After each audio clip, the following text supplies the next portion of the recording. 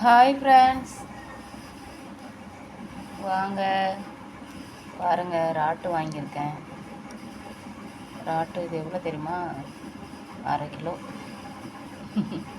கரெக்டாக 1/2 கிலோ இருந்துச்சுங்க. பெரிய ராட்டு.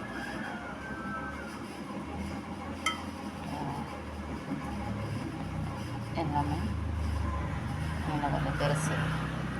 க்ளீன் பண்ணி நல்லா பின்னாடியும் வந்து பாருங்க, நல்லா க்ளீன் பண்ணி எடுத்துட்டேன். க்ளீன் பண்ணி கழுவி வச்சுருக்கேன். இது என்ன, இப்போ க்ளீன் பண்ணதுக்கப்புறம் ஒரு 1/4 கிலோ தான் வரும் போல். அப்படியே தொக்கு மாதிரி பண்ணிட வேண்டியதான். கொஞ்சமாக போட்டு பிசைஞ்சு சாப்பிட்டாலும் டேஸ்ட்டு சூப்பராக இருக்குங்க. இது பெரிய ராட்டு. 1 கிலோ வந்து எவ்வளோ சொன்னார் அப்படின்னு தெரியல.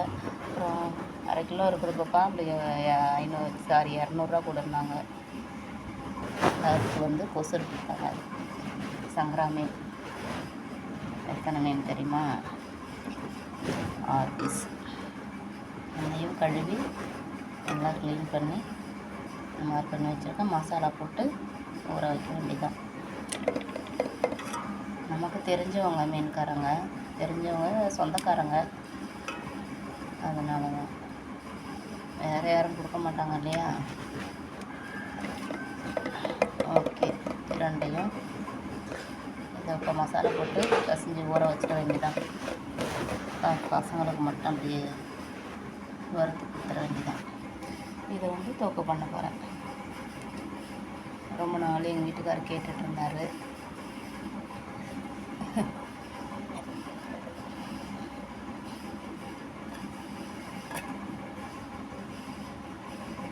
ஓகே ஃப்ரெண்ட்ஸ், இன்றைக்கி வந்து டின்னர், லன்ச்சு வந்து யாரும் இப்போ அவரும் வேலைக்கு போயிட்டார். தம்பிங்க மத்தியானம் சாப்பாடு இருக்குது, சாப்பிடுவாங்க.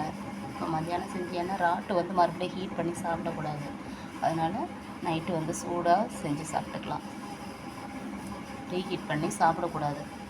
ராட்டு, காளான் இதெல்லாம்.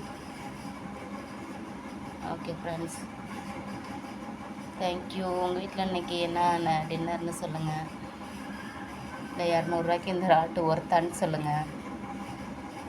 ஓகே, பாய்.